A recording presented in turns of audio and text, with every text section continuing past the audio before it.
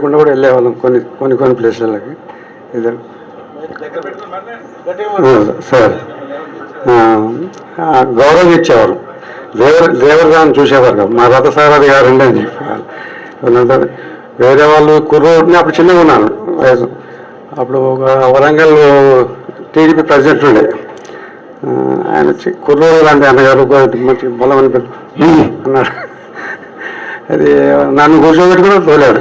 Sir నేను పడుకుంటే రాబోయే దేవాల ఇంటికి వెళ్తే అక్కడికి వెళ్తే పడుకునేవాడిని. వచ్చి కుర్రోడు పడుకున్నాడంటే రాబోయే అంటే నన్ను కూర్చునే వరకు కూడా తోలేవాడు ఆయన. సరే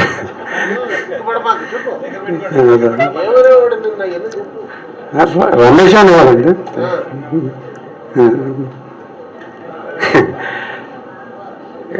అంతే క్రమశిక్షణ చాలా కదండి, చాలా. నాకు పెద్ద తెలిసేది కాదు, కొంచెం ఏజ్ తక్కువే. అప్పుడు అందరూ అంటే కూడా పట్టించుకునేవారు కాదు. నాకంటే సీనియర్ ఒక రెడ్డి అని ఉండేది. తర్వాత నేను ఇంకో అతను సాగరం ముగ్గురు ఉండేవాళ్ళం. ఇక నేను ఇంటి దగ్గర ఎక్కువ చూశాను. బొత్స వరకమ్మకి వీళ్ళందరికీ, చంద్రబాబు గారికి, భోజనమ్మ వీళ్ళందరూ తిరిగేవాడిని నేను. అందరి ఫ్యామిలీ అంతా తిరిగేవాడిని నేను. సార్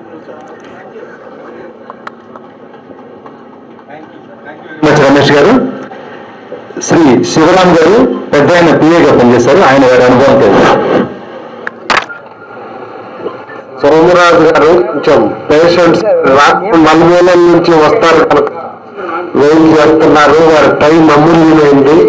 వారిని అభినందించి వారిని హాస్పిటల్ పంపిద్దాం.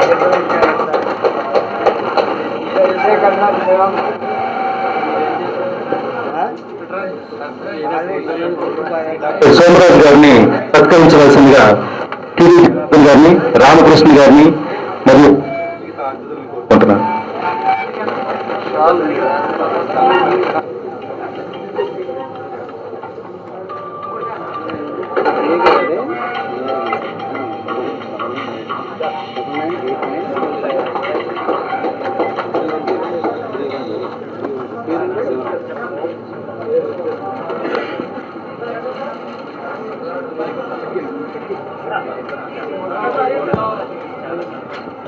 భారతీ టీవీ నుంచి మీరు మాట్లాడగలిగానంటే interview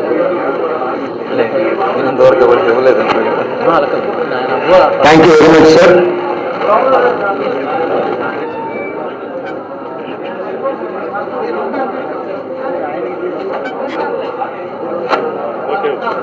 thank you very much sir.